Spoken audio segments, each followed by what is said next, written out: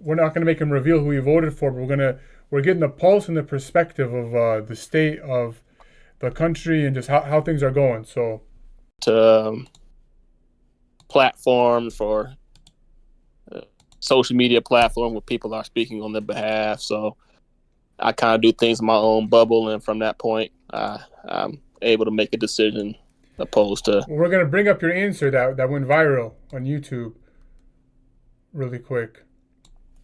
Because now we after that answer we think Candidate or who else is on the ticket that I think aligns best with what I want to see done or what I believe to be the best for myself, my family, and the nation. And as of right now, I think I have a candidate that checks more boxes than the others. But again, I believe that it might be hard to do something in the next 45 days, but I can't be swayed the opposite direction. what an answer by Austin, man, the nation. I go.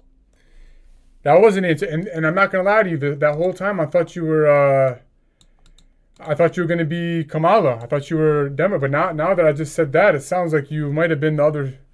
You might have been the other way.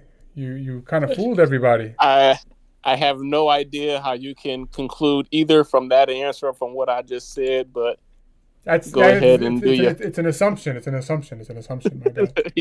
yeah, something like that. There's a lot of interesting things I saw in there. I think saw something about the like 60% of people that either had some college education voted for Kamala, and then I think it was something like 40% that didn't have any form of college education voted for Trump. I think it was like 91% of black females voted for Kamala, and it was a lot of interesting stats on who voted for the presidential and even some of the more local-ish ticket items.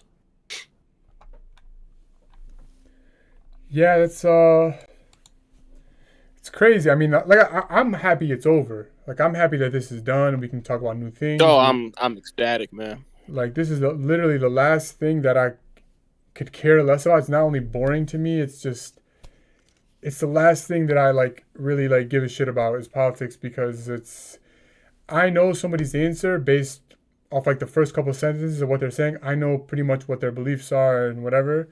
So I'm just like, okay, cool. Well, we always got to argue about it every 4 years, and it gets too divisive when I don't think it should be, you know. So hopefully Exactly, I agree. we get to a place where things can be less divisive and people can kind of just like not vote for a candidate because they hate the other candidate. You shouldn't hate the other candidate or you shouldn't like really love the candidate. You know what I mean? You should just kind of be more in the neutral of like this is what fits for what's best for the nation and your family, as the wise man once said. So if you look at it from that you know Yeah, you no, I think it's crazy too, man. I was also reading something that in presidential campaign funding this year, they raised $4.5 billion, and I mean, based on the mail that I received and commercials I saw, most of the campaigning seemed to be more geared towards shitting on the other candidate opposed to their other policy. So spending $3 to $4 billion to shit on the other person. I mean, 4.5 billion. I mean, you can. I think something a long time ago is you can fix U.S. world hunger with $18 billion. You basically with a third of you basically raise a third of the funding required to fix world hunger in campaign funding for a 4 month duration. It's just kind of crazy that they spend so much money to get elected and don't provide that same energy to kind of fix some of the more pertinent, concerning issues around world hunger and other things. So, yeah, for me, it's something we do every 4 years, every 2 years, if you're doing local stuff too. But it's exhausting.